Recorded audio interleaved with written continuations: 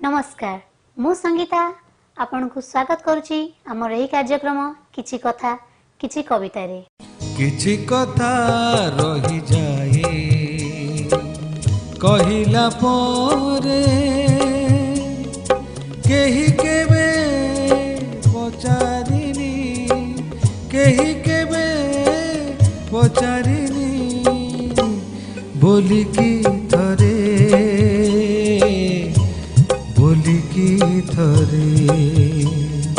कथा सामुकारु मिले कविता मुकुता मन राइजकु दिए सृजनी बारता कथा सामुकारु मिले कविता मुकुता मन राइजकु दिए सृजनी बारता किछि कथा किछि कविता किछि कथा किछि कविता किछि कविता किछि कविता किछि कविता। नमस्कार मु सिद्धेश्वर स्वागत करुच्ची किछि कथा किछि कविता कार्यक्रम को। आज आम गहन अच्छा शिशु साहित्य स्रष्टा श्रीजुक्त राजकिशोर पाड़ी महोदय स्वागत करुच्ची आपन सर। धन्यवाद। बयसर अपराह्न व्यस्तबहुल जीवन यात्रा रे आज आपण कहबे कि से जो पिला दिनर स्मृति किछि पिलादिन निपट मफसल कटिछि किंतु से मफसल गाँटी गोटे काव्यिक वातावरण आमको देइथिला। तार गोटे सीमार नईटीए तो आर सीमार पहाड़ पहाड़ रे घंच अरण्य केते कोली स्वापथ संकुल से बण आ एकरे कुलुकुल नई से डंगा ना आउ ग्राम्य जीवन बेस सरल निष्कपट पारस्परिक बंधन बेस मधुर से अवस्थाटा मन भितर गोटे कवितार भाव जमी तैयारी करे। आकाश रे पक्षी थिले बण रे कोली थिला मनीष भितर श्रद्धा बंधन थिला। ता छड़ा आम घरे मोर बड़ भाई जने लेखक थिले कवि थिले आम घर को पत्र पत्रिका आसुथिला। पिला दिनु पत्र पत्रिका बही आ सहित मु युक्त हो गली जमी बहीर एक बासना कवितार एक बासना मोर शैशव को मोर कैशोर को स्पर्श करिथिला। सेई माया एबे भी मोर मनश्चक्षुरे मु लक्ष्य करुछि ताको अनुभव भी करुछि। एबे आपण जने शिशु साहित्य स्रष्टा आपण कहबे कि जो पिला माने काई कि आपण को आकर्षण कले। प्रथमत हेई पारे यार कारण बड़ भाई मध्य पिलांका लागि लिखुथिले मु एत तांका प्रेरणा रे किछि अनुप्राणित हेई थाई पारे गोटे कथा हेई पारे। आर कथाटी होउछि सब मनीषा प्रथमे तार शैशव ही बिताए। शैशव तार हृदय रे सबुठारु गभीर भाव में रेखापात करे। ता छड़ा मोर वृत्ति रे मु केवल पिला मान सहित कटेइली कैशोर मानू कैशोर बयसर सब पुओ झील को पाठ पढ़ाइबा हला मोर वृत्तिगत कथा ताहा ही मते अनुप्राणित करिथिबा असंभव नुहे। घर परिवेश एवं मो वृत्ति हुए तो मत से अनुप्राणित करिछि किंतु मुझे बांधी रही संपूर्ण भाव ता भी नुहे। मु एकाधारे पिला लगे लिखुले भी बड़का लगे लेखे प्रबंध भी लेखे गप भी लेखे सबुथ हाथ दिए उपन्यास अनुवाद करे सब किसी करे किंतु पिलांक साहित्य बोधे अर्धाधिक मोर। पाठक मानक नहीं कौन कहबे पाठक मान संपर्क तो एबे गोटे भिन्न मत शुणा मिलूँ जे पाठक कमी जाउछंती। ये सबू सत्वे किछि पाठक सब बेले अछंती जो माने भल लेखा को भल कविता को गप को उपन्यास को एबे भी पसंद करुछंती।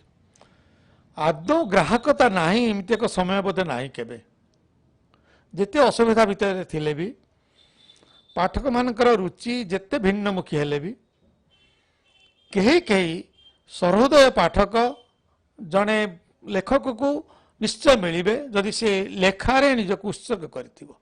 ତେଣୁ ଖୁବ୍ ନିରାଶ ମୁଁ ନୁହେଁ ସେ ବାବଦରେ। ଆପଣ କଥା କଳସରେ ଓଡ଼ିଶା ସାହିତ୍ୟ ଏକାଡେମୀ ପୁରସ୍କୃତ ହେଇଥିଲେ। ଆପଣ ସେ କଥା କଳସକୁ ନେଇକି କ'ଣ ରଖିବେ କଥା? କଥା କଳସ ଲାଗି ପୁରସ୍କାର ତ ମିଳିଲା, କିନ୍ତୁ ମୁଁ କହିପାରିବିନି ଯେ ସେଇଟା କ'ଣ ମୋର ଶ୍ରେଷ୍ଠ ପୁସ୍ତକ। ମୋର ଆହୁରି କିଛି ବହି ଅଛି।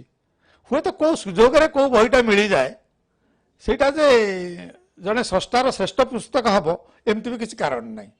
ମୁଁ ତ ପିଲାଙ୍କ ଲାଗି ଗପ ଲେଖେ, ପିଲାଙ୍କ ଲାଗି ଉପନ୍ୟାସ ଲେଖିଛି, ପିଲାଙ୍କ ଲାଗି ଅଜସ୍ର କବିତା ଲେଖିଛି, କିନ୍ତୁ ହୁଏତ କଥା କଳସର ସୌଭାଗ୍ୟ ଥିଲା ସେ ପୁରସ୍କାର ପାଇଗଲା।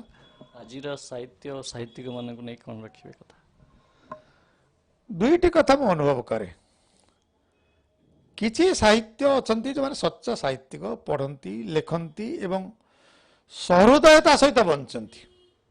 ସେମାନେ ଯେଉଁ ଜୀବନଟି ବଞ୍ଚନ୍ତି ସେ ମଧ୍ୟ ସତ୍ ସାହିତ୍ୟିକର ଜୀବନ। ଆଉ କିଛି ସାହିତ୍ୟିକ ଅଛନ୍ତି ସେମାନଙ୍କୁ କ'ଣ ବା କୁହାଯିବ, ସେମାନେ ସାହିତ୍ୟକୁ ଏକ ଅଳଙ୍କାର ଭାବରେ ଗ୍ରହଣ କରନ୍ତି। ସେମାନେ ପିନ୍ଧନ୍ତି, ସେ ବେଶ ପିନ୍ଧିକି ନିଜକୁ ପ୍ରଦର୍ଶନ କରନ୍ତି। ତା ଛଡ଼ା ଏଇଟା ମଧ୍ୟ ଗୋଟେ ପ୍ରତିଷ୍ଠାର ପ୍ରୟୋଜନ, ପ୍ରତିଷ୍ଠା ଲାଗି ଏଇଟା ଗୋଟେ ଆୟୁଧ, ଏକଥା ବିଚାର କରନ୍ତି। ତେଣୁ ସେମାନଙ୍କ କଥା ଅଲଗା, କିନ୍ତୁ ନିରୋଳା ସାହିତ୍ୟରେ ମନୋନିବେଶ କରିଥିବା, ପ୍ରାଣ ଦେଇଥିବା, ହୃଦୟ ଦେଇଥିବା, କିଛି ପ୍ରାପ୍ତି ଅପ୍ରାପ୍ତିକୁ ଏକ ପ୍ରକାର ଭୁଲି ଯାଇଥିବା, ଯାହା ସମୟକ୍ରମେ ମିଳୁ ନ ମିଳୁ କିଛି ଜାୟସ ନାହିଁ, ନିଜ ସାଧନାରେ ନିଜ ସର୍ଜନାରେ ଆତ୍ମନିମଗ୍ନ ହୋଇଥିବା ସାହିତ୍ୟିକଙ୍କୁ ମୁଁ ଭାବିବି ସଠିକ୍ ସାହିତ୍ୟିକ। ଯେଉଁମାନେ ଆକୁ ଏକ ଅବଲମ୍ବନ କରି ଉପରକୁ ଉଠିବାକୁ ଗୋଟେ ଆୟୁଧ ବୋଲି ଭାବନ୍ତି, ଗୋଟେ ସୋପାନ ବୋଲି ଭାବନ୍ତି, ସେ ଆଉ ଗୋଟେ ଶ୍ରେଣୀର ଲୋକ। ରାଜନୀତି କରୁଥିବା ଲୋକ ଯେମିତି ଭାବନ୍ତି କ୍ଷମତାକୁ ଗଲେ ଆମେ କ'ଣ ନା କ'ଣ କରି ପକାଇବୁ, ସାହିତ୍ୟିକଟି ସେମିତି ବିଚାର କରୁଥାଏ। ଆଜିକାଲି ପ୍ରାଥମିକ ପର୍ଯ୍ୟାୟରୁ ଆପଣ ଯେତେବେଳେ ସାହିତ୍ୟ ସାଧନା ଆରମ୍ଭ କଲେ, ଏ ତ ଦେଖାଯାଉଛି ଯେ ବିଜ୍ଞାପନର ଯୁଗ, ତ ଆପଣ କେବେ ବିଜ୍ଞାପିତ ହେବା ପାଇଁ ଚେଷ୍ଟା କରିଛନ୍ତି? ଜୀବନରେ କେବେ କାହାକୁ କିଛି ମାଗି ନାହିଁ କି କହି ନାହିଁ। ଆମେ ଯେତେବେଳେ ଲେଖାଲେଖି ଆରମ୍ଭ କଲୁ, ପତ୍ରପତ୍ରିକାକୁ ଲେଖା ପଠାଇଲୁ, ସେତେବେଳେ ଆମକୁ କେହି ଚିହ୍ନି ନଥିଲେ। ସବୁ କବିତାରେ ଲେଖାରେ ମୁଁ ଲେଖେ, ମନୋନୀତ ହେଲେ ଲେଖାଟିକୁ ସ୍ଥାନ ଦେବେ, ଆଚ୍ଛା ଆଉ କିଛି ଲେଖେନି। ସେଇ ଭାବରେ ଗତି କରି କରି କେତେ ସମ୍ପାଦକଙ୍କ ସହିତ ପରିଚୟ ହେଲା। ସମ୍ପାଦକ ତ ଆଜିକାଲି ପ୍ରଥମେ ଚିହ୍ନଟ ହେଉଛନ୍ତି, ଲୋକଙ୍କୁ ଜାଣୁଛନ୍ତି, ତାଙ୍କ ସ୍ଥିତିକି ଜାଣୁଛନ୍ତି, ତାଙ୍କ ଅବସ୍ଥାକୁ ଜାଣୁଛନ୍ତି, ତାପରେ ତାଙ୍କ ଲେଖା ବାହାରୁଛି। ଆମକୁ କେହି ଚିହ୍ନି ନଥିଲେ, ବହୁ ଲେଖା ପଠେଇ ପଠେଇ ଆମେ ପ୍ରକାଶିତ ହେଲୁ।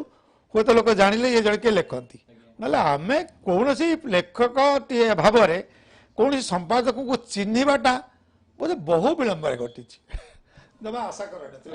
ଆପଣ ବହୁ ସାହିତ୍ୟ ମଞ୍ଚରେ ସମ୍ବର୍ଦ୍ଧିତ ହୋଇଛନ୍ତି। ଆପଣ କହିବେ କି ଯେଉଁ ସାହିତ୍ୟ ସାଧନାରେ ଆଗକୁ ବଢ଼ିବାକୁ ହେଲେ ଏ ସମ୍ବର୍ଦ୍ଧନା ପର୍ବର ଆବଶ୍ୟକତା ଅଛି କି? କିଛି ତ ଅଛି ନିଶ୍ଚୟ। ଏଇଟା ଏକ ପ୍ରକାର ଯଦି ସ୍ୱୀକୃତି ବୋଲି ବିଚାର କରାଯାଉଥାଇପାରେ, କିନ୍ତୁ ମୁଁ ଜାଣିଛି ଏଇଟା ମଧ୍ୟ ଗୋଟେ ଛଳନା ହେଲାଣି। କିଛି ସମ୍ବର୍ଦ୍ଧନା ଦେଉଥିବା ଲୋକ ଯାହାକୁ ସମ୍ବର୍ଦ୍ଧନା ଦେଉଛନ୍ତି ତାଙ୍କର ଲେଖା ଆଦୌ ସମ୍ପର୍କରେ ଆଦୌ ସେମାନେ ଅବହିତ ନୁହନ୍ତି। କି ସମ୍ବର୍ଦ୍ଧନା ପାଉଛନ୍ତି ସେମାନେ, କାହିଁକି ଦେଉଛନ୍ତି ସେମାନେ ପଚାରିବେନି, ତାଙ୍କ ଲେଖାର କ'ଣ ବିଶେଷ ସେ କହିପାରିବେନି, କିନ୍ତୁ ସମ୍ବର୍ଦ୍ଧନା ମିଳୁଛି। ୟାକୁ କ'ଣ ସମ୍ବର୍ଦ୍ଧନା କୁହାଯିବ? ଇଏ ତ ଆୟୋଜିତ ପ୍ରାୟୋଜିତ ସମ୍ବର୍ଦ୍ଧନା ସବୁ, ଆର କି ଅର୍ଥ ହିଁ ନାହିଁ। ଚାରିପଟର ଏଇ ଯେଉଁ ଜୀବଜଗତର ସୃଷ୍ଟିର ସ୍ରଷ୍ଟା ଆଉ ସାହିତ୍ୟ ସ୍ରଷ୍ଟାଙ୍କ ଭିତରେ କ'ଣ ଫରକ ଦେଖନ୍ତି? କୁହାଯାଏ ତ ସାହିତ୍ୟ ସ୍ରଷ୍ଟାଟି ହେଉଛି ଆଉ ଜଣେ ସ୍ରଷ୍ଟା, ଆଉ ଜଣେ ପ୍ରଜାପତି, ଦ୍ୱିତୀୟ ସ୍ରଷ୍ଟା। ଦ୍ୱିତୀୟ ସ୍ରଷ୍ଟା ହେଇଥିଲେ କୁହାଯାଏ। ପ୍ରକୃତରେ ସିଏ ଯାହା ଅଛି ତାକୁ ଆଉ ଏକ ଭିନ୍ନ ରୂପରେ ଦେଖେ, ଭିନ୍ନ ବିଚାର ଥୁଏ ତା ଲାଗି, ଯେଉଁଟା ଜଣେ ଦରଦୀ ପାଠକକୁ ଭାବେ ଆରେ ଏ କଥାଟା ଏମିତି ବି ଲାଗିପାରେ, କିନ୍ତୁ ଆମେ ତାକୁ ତ ଲକ୍ଷ୍ୟ କରିନଥିଲେ। ଏଇଥିଲାଗି ତାକୁ ନୂଆ ସ୍ରଷ୍ଟା କୁହାଯାଏ, ତାକୁ ସ୍ରଷ୍ଟାର ସମ୍ମାନ ଦିଆଯାଏ। ତାହା ହିଁ ଆମ ଜୀବନ ଲାଗି ଏଇ ଦୃଷ୍ଟିଭଙ୍ଗୀଟା ଗୋଟେ ସୃଜନଶୀଳତାକୁ ରୂପ ଦିଏ। ସୃଜନଶୀଳତା ନଥିଲେ ମଣିଷ ହେଇଥାନ୍ତା ଆଉ କ'ଣ, ସେ ତ ପଶୁଟି ହେଇଥାନ୍ତା।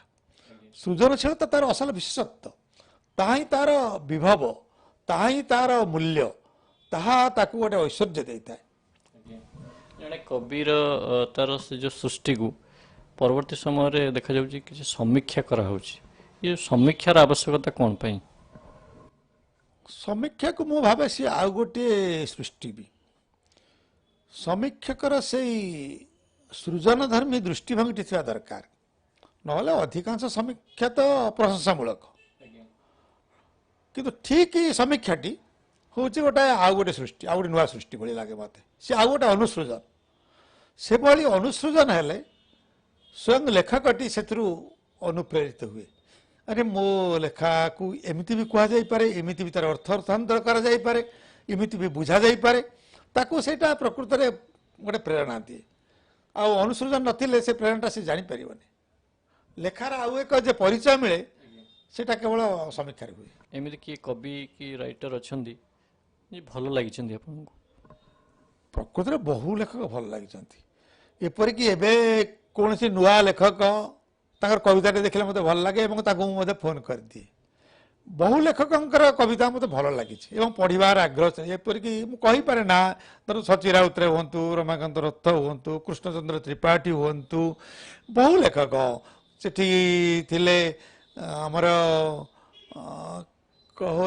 ହରପ୍ରସାଦ ଦାସଙ୍କର କବିତା ବି ହଉ ଏମିତି ସେ ବହୁ ଲେଖକ ଅନେକଙ୍କ ନାଁ ମୁଁ ସ୍ମରଣ କରିପାରେ ଯେଉଁମାନଙ୍କ କବିତା ମୋତେ ବେଶ ଆନନ୍ଦ ଦେଇଛି ମୁଁ ଅନୁପ୍ରାଣିତ ହେଇଛି ଏବଂ ଏକ ପ୍ରକାର ଭଲ ବି ପାଇଛି ସେ କବିତାକୁ ସାହିତ୍ୟ ବି ରଖିଛି ତାଙ୍କର ଖଣ୍ଡେ ଖଣ୍ଡେ ବହି କେତେବେଳେ ଭଲ ଲାଗିଛି ବୋଲି ସେ କବିତା କିଣିଛି ମଧ୍ୟ। ଆମ ଜିଲ୍ଲା ଯାଜପୁରର ସବୁଠୁ ପ୍ରିୟ କବି ଆପଣଙ୍କର କିଏ? ଯାଜପୁରର ଯଦି ପ୍ରିୟ କବି ମୋତେ କହିବେ ମୁଁ ଭାବିବି ବୋଧେ ବୀଣାପାଣି ପଣ୍ଡା ତାଙ୍କ କବିତାରେ ତାଙ୍କର ଯେଉଁ ଆବେଦନଟା ହୃଦୟର ସେଟା ଏତେ ନିଷ୍କପଟ ଏବଂ ଏତେ ନିଚ୍ଛକ ଯେ ସେଥିରେ ସ୍ୱୟଂ କବିଟିଏ ଯେମିତି ଆତ୍ମପ୍ରକାଶ କଲା ଭଳି ଲାଗେ କବିତା ଏବଂ କବି ସେଠି ଏକାକାର ହେଲା ଭଳି ଲାଗେ ତାହା ହିଁ ତାଙ୍କର ମୋ ଜାଣିବାରେ ବିଶେଷତ୍ୱ ହେଇପାରେ। ରାଜକିଶୋର ପାଢ଼ୀଙ୍କର କବିତା ସ୍ନିଗ୍ଧ କୋମଳ କମନୀୟ ନମନୀୟ ଯାହା କବିତାର ପ୍ରକୃତ ଗୁଣଗୁଡ଼ିକୁ ବହନ କରେ ବୋଲି ମୋର ଧାରଣା। ରାଜକିଶୋରଙ୍କ କବିତାରେ ଆଲୁଅ ଅନ୍ଧାର ଉଭୟ ଦିଗ ଦୃଶ୍ୟମାନ। ସାର୍ ଆଗାମୀକାଲି ପାଇଁ ଆପଣ କିଛି ପ୍ରସ୍ତୁତ ହେଇଛନ୍ତି ଆଉ କିଛି ସଂକଳନ ପାଇଁ? ଲେଖିବା ଚାଲିଛି ପଢ଼ିବା ବି ଚାଲିଛି ପ୍ରାୟ ପ୍ରତିବର୍ଷ ମୁଁ କିଛି ଲେଖି ପକାଉଛି ସେ ଲେଖାର ଭବିଷ୍ୟତ କ'ଣ ମୁଁ ଜାଣିନି ମୁଁ ଲେଖାର ପ୍ରେମରେ ପଢ଼ିଛି ତେଣୁ ଲେଖୁଛି ପଢ଼ିବାର ଆନନ୍ଦରେ ଅଛି ତେଣୁ ପଢ଼ୁଛି ଏବଂ ତାକୁ ପ୍ରକାଶ କରି ଚାଲିଛି ଯୋଜନା କେବେ ବନ୍ଦ ହେବାର ନାହିଁ ହୁଏତ ଶେଷ ନିଶ୍ୱାସ ପର୍ଯ୍ୟନ୍ତ ଲେଖାପଢ଼ା ଚାଲିଥିବ ମୋର କେଉଁ କବିତାରେ ମୁଁ ଲେଖିଛି ଲେଖା ପଢ଼ା ଶେଷ ପର୍ଯ୍ୟନ୍ତ ମୋର ଚାଲୁ ଏତିକି ମୁଁ କାମନା କରୁଛି ଆଉ କିଛି ନାହିଁ। ଆପଣଙ୍କର ଏ ସାହିତ୍ୟ ସାଧନା ଏମିତି ଜାରି ରହୁ ଈଶ୍ୱରଙ୍କ ପାଖରେ ପ୍ରାର୍ଥନା। ଏଥିଲେ ବରିଷ୍ଠ କବି ଶ୍ରୀଯୁକ୍ତ ରାଜକିଶୋର ପାଢ଼ୀ ମହୋଦୟ। ଆଗାମୀ ଅଧ୍ୟାୟରେ ଆଉ ଜଣେ ଏମିତି କବିଙ୍କୁ ଭେଟିବା। ଆଜି ପାଇଁ ଏତିକି, ନମସ୍କାର।